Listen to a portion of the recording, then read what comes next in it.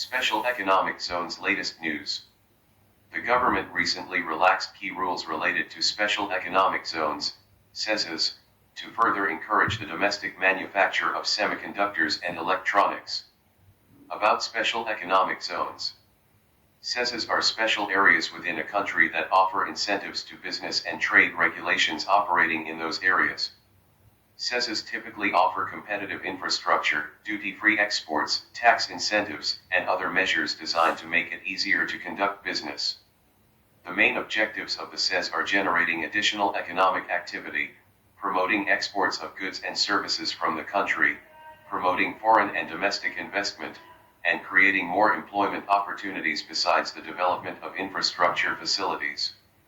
The category SEZ covers a broad range of zone types, few of which are free zones, FZs, industrial estates, IES, free ports, free trade zones, FTZs, and export processing zones, EPZs. SEZs in India. Asia's first EPZ was set up in Kandla, Gujarat, in 1965, followed by 7 more EPZs in the country. The SEZ policy was introduced in April 2000, and it is envisioned to make SEZs a driver for economic growth supported by quality infrastructure and accompanied by an attractive incentives package at the center and state levels in the country. The 8 pre-existing EPZs located at Kandla and Surat, Gujarat, Mumbai, Maharashtra, Cochin, Kerala, Chennai, Tamil Nadu, Visakhapatnam, Andhra Pradesh, Falta, West Bengal, and Noida, Uttar Pradesh, were converted into SEZs under this scheme. Later, the SEZ Act, 2005 was passed by the Indian Parliament in May 2005, and the Act, supported by SEZ rules, came into effect on February 10, 2006. As of March 31, 2024, there are 280 operational SEZs in India. Rules pertaining to SEZs in India. A designated duty-free enclave is considered as a territory outside the customs jurisdiction of India for authorized operations within the Special Economic Zone, SEZ.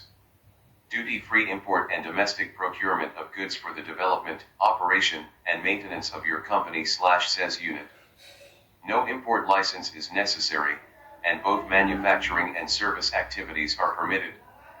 100% income tax exemption on export income for SEZ units under Section 10A of the Income Tax Act for the first 5 years, 50% for the next 5 years thereafter, and 50% of the plowed back export profit for the next 5 years. Exemption from the goods and service tax, GST, and levies imposed by the state government. Supplies to SEZs are zero rated under the IGST Act, 2017, meaning they are not taxed. Units within the SEZ must demonstrate positive net foreign exchange over a cumulative period of 5 years from the start of production. Domestic sales are subject to full customs duty and adhere to the current import policy. Minimum alternate tax, MAT, must be paid by SEZ units. Single window clearances for all state and federal government approvals. SEZ units have the liberty to engage in subcontracting. Routine inspections of export/import cargo by customs authorities are not required. SEZ developers/co-developers and units are entitled to direct and indirect tax benefits as stipulated in the SEZs Act of 2005. On June 9, 2025, India announced a series of regulatory amendments aimed at promoting SEZs focused on semiconductor and electronic component manufacturing.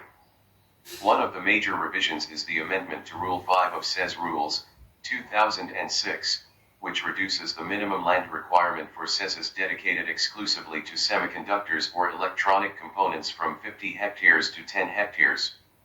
Additionally, Rule 18 has been amended to allow these SEZ units to sell their products in the domestic market, subject to payment of applicable duties. Further, an amendment to Rule 7 empowers the SEZ Board of Approval to waive the requirement for land to be encumbrance-free in specific cases. This provision applies when the land is mortgaged or leased to central or state governments or their authorized agencies, offering greater flexibility in land acquisition and development.